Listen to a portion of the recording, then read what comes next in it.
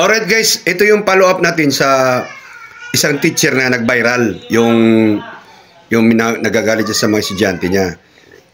Panoorin natin tong video na to guys para maintindihan nyo kung ano yung dapat na magdisiplina sa mga estudyante ngayon.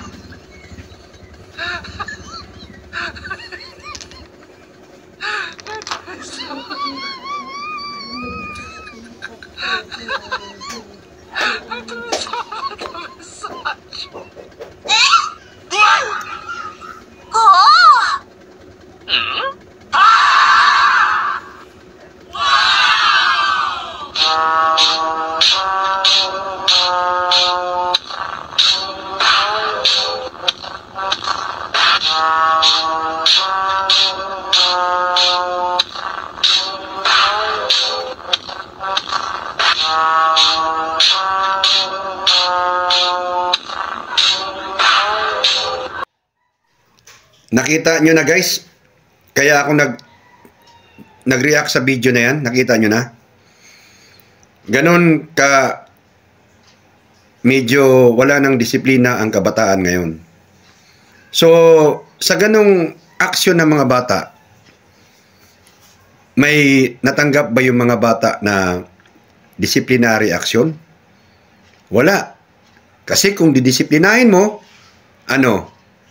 irereklamo yung teacher. Yung teacher, baka pagalitan pa ng principal. Hindi ka marunong magdala ng estudyante mo. Gaganunin pa. Diba? Yun ang sinasabi ko. Yung mga kabataan na yun, tinan mo, anong ginawa? At anong parusang nangyari sa kanila? Ang ginawa nila, tumayo lang sila. Pagkwento pa yan sa mga classmate nila, tuwan-tuwa pa sila sa ginawa nila. Diba? Isa yan sa mga ginagawang mga hindi magandang pag-uugali ng mga estudyante. Ngayon, ang mga teacher pag nagagalit at magdidisiplina, ang mga magulang magre-react na wala sa ayos yung teacher. Anyway guys, may kwento ako. Yung kapatid ko na nurse, may kapatid akong seaman na third mate, ay gumraduate yan sa Camarin High School. Camarin, dito sa may Caloocan. May isang teacher silang binabanggit sa akin noon. At medyo, gigil ako sa teacher. Shout out sa iyo, sir. Tinatawag nilang Sir Sukgang.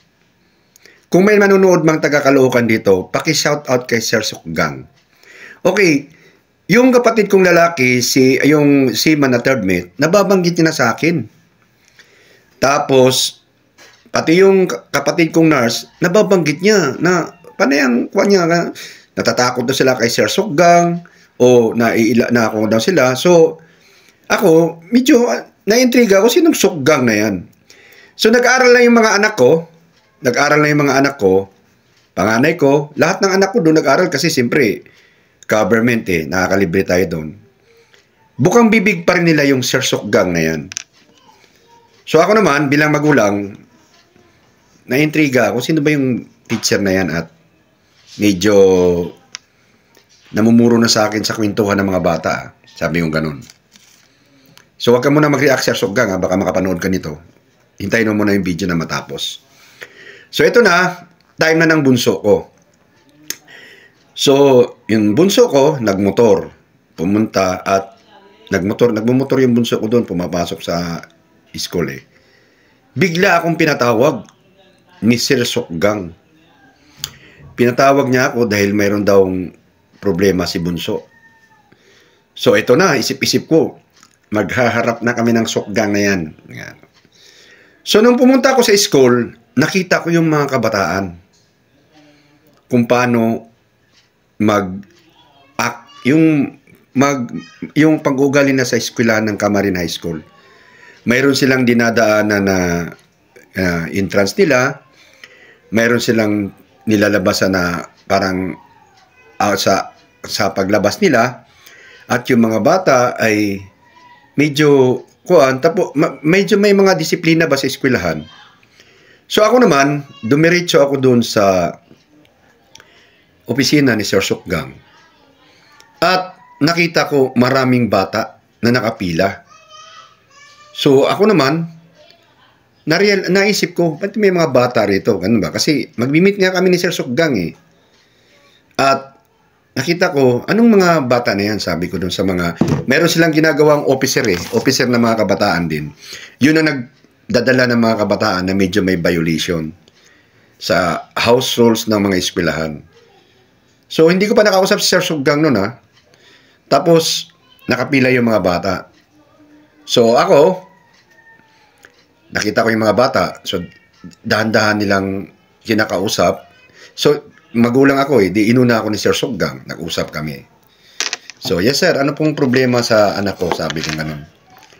Sabi niya sa akin, sir, wala naman po. Ang akin lang concern, ang anak niya po ay nagmumotor at nakita naming pumasok sa school campus namin na walang helmet. At medyo na-alarma kami kasi may angkas pa siya na pareho silang walang helmet. At baka hindi nyo alam na ginagawa ng anak nyo yan at malaman na lang ninyo kung nadidisgrasya na sila, especially sa loob ng eskwelahan natin. So, pinatawag ko kayo para kayo na mismo magkuhan sa anak mo. Doon ko na-realize, guys. Kaya pala si Sir Sukgang bukang bibig ng mga bata. Dahil yung disiplinang ginagawa niya ay siyempre hindi gusto ng mga bata yon. Pero sa totoo lang, guys, tumanda yung kapatid kong nurse, tumanda yung kapatid kong seaman, at tumanda na rin yung mga anak ko, nag-graduatean lahat doon. Utang ko kay Sir Sukgang ang pag-uugali ng mga anak kapatid ko. Dahil sa kanyang mga disiplinang ginagawa, nagkakaroon ng tinatawag ang kabataan sa Camarin High School kasi siyang bukang bibig eh. Nakikita ko yung kabataan doon kung paano sila gumalaw, umarte, na nasa tamang disiplina at may tinatawag na disiplina yung mga galawan. Yun ang ibig kong sabihin, guys. Doon sa video, anong nangyari? Isipin mo naman, tutulugan mo yung room ng ganon. Wala kang disiplina. Nakikita ng ibang kabataan yung mga attitude ng mga bata na yon. Ngayon, walang gagawin yung teacher kundi patabayaan lang tumayo at pagkatapos yun lang yun. Wala silang consequences na harapin. Yun lang yun. Di ba? So, doon ko nakita na maganda talagang may tinatawag na disciplinarian teacher ang isang eskwelahan. Tulad nung video na nagre-react tayo. Di ba? Kung ikaw teacher, hindi ka ba na-insulto nun? Ikaw yung next subject ng mga estudyante. At nakikita mo yung ganong acting ng mga kabataan. Kaya nga hindi ako naging teacher talaga eh. Teacher ang una kong course. Pero hindi talaga pinayagan ni Lord na maging teacher ako. Dahil alam niya na pag doon ako mapunta, baka talagang maagang mawala ako ng lisensya. Kasi pag ganun nakita ko eksena akong teacher nun, baka masipa ko yung lamesa nun. Mag-iinit na yung karburador ko nun. Ibig sabihin, binabaliwala ka ng mga estudyante mo. Kasi kung ikaw, ang estudyante mo, alam nilang igagalang ka nila, a-action sila ng tama. Hindi yung babaliwalain ka na, wala yan. Doon ako nababad trip eh. Sorry sa word Yung mga ganun, basang-basa mo yung mga bata na hindi nagbibigay ng galang.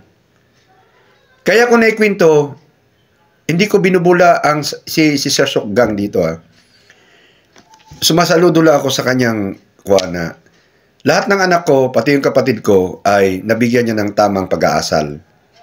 Dahil doon sa pinanggalingang eskwela ng Camarin High School. sa North Caloocan. Dapat lang na may disiplina ang gagawin ang eskwelahan pag may mga ganong pag-uugali ang mga kabataan. Para sila maging aware sa mga aksyon nila na hindi na dapat gawin yung mga unmannered attitude sa loob ng eskwelahan. Kaya yung teacher na nag-viral, ang dami nag-react na magulang. O mali talaga yung teacher na yun kasi nilive niya. Sana hindi na lang niya nilive.